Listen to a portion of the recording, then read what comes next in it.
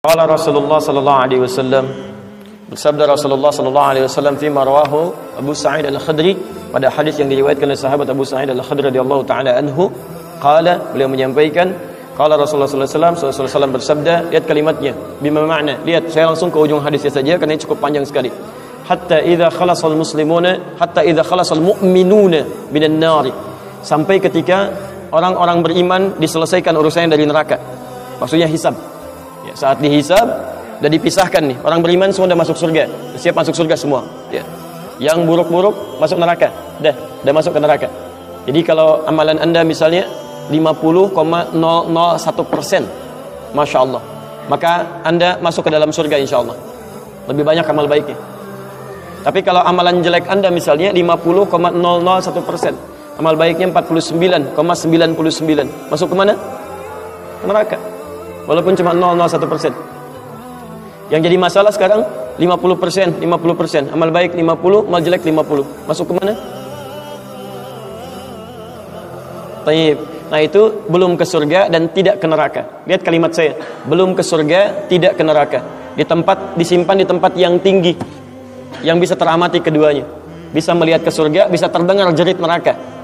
Kalau lihat udah nggak tega, udah nggak kuat ke neraka. Terdengar jerit neraka. Ya, itu disebut dengan A'raf namanya, tempat tinggi yang bisa melihat keduanya. Disebut A'raf. Ya, makanya ada Quran surah Al-A'raf, Anda baca dari ayat 45-nya sampai dengan ayat ke-50-nya. Ada ashabul A'raf yang belum ke surga dan sangat ketakutan mendengar jerit-jerit neraka sehingga ingin mengharapkan rahmat Allah Subhanahu wa taala. Dia akan ditempatkan di situ di tengah-tengah nanti sampai selesai hisab. Begitu selesai hisab, dia memohon rahmat Allah, diberikan rahmat Allah, baru kemudian dimasukkan ke dalam surga. Kalau hisabnya misalnya berlangsung selama sehari, maka 1000 tahun dia nunggu di situ. Tayyib. Hatta idza khalasal mu'minuna minan nar, sampai ketika orang-orang beriman itu ya, mulai diselesaikan dari urusan nerakanya. Tayyib, sudah mulai masuk ke dalam surga. Ini sudah selesai, mau masuk ke dalam neraka. Dan dimasukkan, masuk semuanya. Apa yang terjadi? Ma minkum min ahadin bi ashaddi munashadatan lillahi fi istiqsa'il haqqi li ikhwanihi tayyib minal mu'minin lillahi minal mu'minin.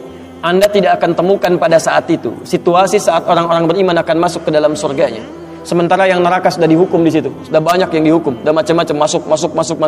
Ini sudah mulai mau selesai, tiba-tiba ada orang-orang yang mengadu kepada Allah Subhanahu wa taala, memohon dengan sangat. Nabi katakan, Anda tidak akan pernah temukan orang yang paling banyak kuat permohonannya kepada Allah, memelas dengan tulus. Asyaddu munasyadatan. Munasyadah itu sesuatu yang dimohonkan dengan sangat. Ya Allah, mohon ya Allah. Mohon ya Allah. Fawalladzi nafsi biyadi, sampai Nabi berkata, maka demi Allah yang jiwaku ada di tangannya. Ini Nabi bersumpah dengan jiwanya. Tidak pernah ada kalimat dalam hadis, ya, kalimat seperti ini kecuali menunjukkan itu sangat serius. Ingat, sangat serius. Dan ada sesuatu yang penting di dalamnya. Nabi serius menyampaikan ini. Kita jangan anggap bercanda gitu kan. Falladzi nafsi biyadi, maka demi jiwaku yang ada di tangan Allah Subhanahu wa taala, yang bisa diwafatkan kapan saja. Lihat kalimatnya. Fayaqulu, maka mereka berkata, fayaqulu, maka mereka berkata, ya Rabbuna, wahai Rabb kamu, wahai Rabb kami yang tengah merawat kami di dunia, memberikan kecukupan, memaafkan kami, mengampuni kami, dan memberikan nikmat surga sekarang. Wa ya Rabbuna, wahai Rabb kami, hum ashabuna, mereka ada di antara teman-teman kami. Dalam kalimat yang lebih kuat, kalimat yang menggunakan ikhwan, kata ikhwan, hum ikhwanuna, hum ikhwanuna, mereka saudara-saudara kami ya Allah. Hum yasumuna ma'ana, ada orang-orang yang berpuasa bersama kami saat di dunia. Yusalluna ma'ana, kanu yusalluna ma'ana, mereka salat bersama kami saat di dunia. Jadi tiba-tiba ada sekelompok ikhwan yang datang kepada Allah, yang kehilangan saudaranya. Kok nggak ada di surga gitu kan? Ketika dia mau berangkat, padahal dulu punya cita-cita yang sama dan sebagainya, tapi karena bekalnya tidak cukup, sebagian ada yang masuk ke dalam neraka. Tiba-tiba mengatakan kepada Allah dengan permohonan yang sangat, ya Allah, saya kehilangan saudara saya. Ya Allah, saya kehilangan saudara saya. Ya Allah, dulu kami puasa sama-sama. Ya Allah, dulu kami sholat sama-sama. Ya Allah, dulu kami ibadah sama-sama. Ya Rabb, kami tidak temukan dia di sini. Ya Allah, mohon, terus mohon. Sampai ketika puncak pada permohonannya, tiba-tiba Allah berfirman, akhriju man araftum. Para malaikat, keluarkan orang yang dikenali oleh orang-orang ini, yang disebutkan tadi. Keluarkan mereka dari neraka. Tiba-tiba dikeluarkan. Bertemulah orang-orang ini dengan temannya. Sampai Allah kemudian dengan rahmatnya katakan lagi, akhriju man kana fi qalbihi mithqala dzarratin minal iman. Keluarkan sampai yang ada titik terkecil iman dalam hatinya, keluarkan dari neraka. Bahkan hadis ini ada di Al-Bukhari nanti, ya ada di Al-Bukhari nomor hadis ke-14 posisi paling kiri sebelah bawah, ya, tayyib, sampai mereka kemudian dikeluarkan dalam keadaan gosong, sudah mulai terbakar habis dan dimasukkan ke dalam surga kemudian. Setelah selesai hisabnya di dalam nerakanya, dikeluarkan dari situ. Jadi ada orang-orang yang dengan syafaat temannya bisa keluar dari neraka, masuk ke dalam surga, ada yang sama sekali tidak membantu itu. Ya, dosa-dosa yang begitu besar tidak bisa keluar dan kekal dia di dalam neraka. Walaupun dia merasa beriman kepada Allah, tapi digugurkan keimanannya dengan ibadah-ibadah yang melanggar ketentuan Allah, seperti syirik dan sebagainya. Tapi poinnya adalah tiba-tiba ada segolongan teman yang memohon kepada Allah Subhanahu wa taala, "Ya Allah, kami puasa sama-sama, kami ibadah sama-sama, kami sholat sama-sama ya Allah, cuman saya nggak temukan dia di sini." Itu indah. Nah, permohonan sesuatu untuk melengkapkan pada yang kurang disebut dengan syafa' namanya. Pelengkap yang kurang disebut dengan syafa'. Makanya di tarawih itu ada salat syafa'. Antum salat 11 rakaat, 2 rakaat penyempurnanya yang ke-10 disebut dengan syafa', 1 rakaat akhirnya disebut dengan witir. Ya, ada teman yang merasakan ada yang kurang nih ya Allah, begitu saya masuk. Teman saya nggak ikut, saya ingin dilengkapi dengan itu ya Allah. Tayyib, permohonan untuk menggenapkan sesuatu yang kurang dengan sifat yang sangat memohon luar biasa, maka kalimatnya dirubah dari syafa' menjadi ditambah tak di ujungnya dengan alif di tengahnya, jadi syafa'ah. Tayyib, saya mau akhiri ya, karena ini sebenarnya tidak banyak bahasannya.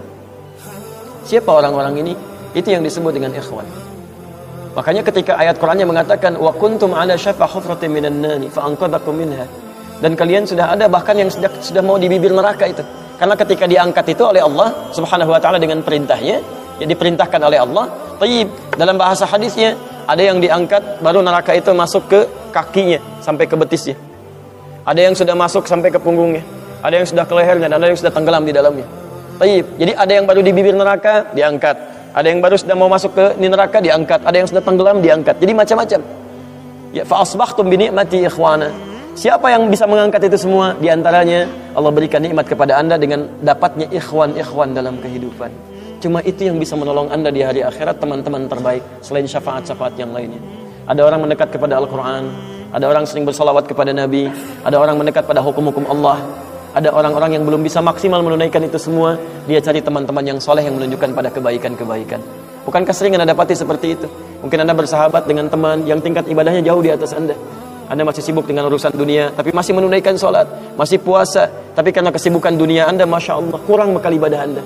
Tapi beruntungnya Anda dengan punya teman yang soleh, berjamaah dengan imam yang soleh, puasa dengan dia, buka sama-sama, kadang sering ikut-ikut misalnya dalam ta'limnya, dalam macam-macamnya, Masya Allah.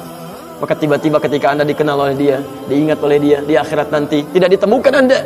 Ya Allah, dia kawan saya ya Allah, dia teman saya ya Allah, dia saudara saya ya Allah. Kami pernah ta'lim sama-sama ya Allah, kami pernah puasa sama-sama ya Allah, kami pernah sholat berjamaah sama-sama ya Allah. Mohon jangan pisahkan ya Allah, jangan pisahkan. Pertanyaan, sudahkah Anda punya teman seperti itu yang bisa menolong dalam kebaikan? Kalau belum temukan, cepat cari mumpung masih hidup. Sebab kalau sudah kehidupan itu berakhir, tidak mudah untuk menemukannya. Maka pastikan di kantor Anda, teman Anda bisa membawa Anda ke surga. Pastikan di rumah Anda, pasangan hidup Anda adalah teman yang bisa membawa Anda ke surga. Pastikan di tempat kehidupan Anda, siapapun tetangga Anda, kerabat Anda, teman-teman sekolah anak Anda adalah teman yang bisa mengingatkan dan membantu Anda untuk mencari Anda bisa masuk ke dalam surga. Dan saya mohon pada Anda semuanya, tolong ingat ini ya, baik-baik. Kalau nanti di akhirat Anda tidak temukan saya di surga, tolong ingatkan kepada Allah, saya pernah ada di sini, saya pernah ada di sini. Tolong ingatkan. Kalau antum di akhirat tidak temukan saya di surga, tolong ingatkan.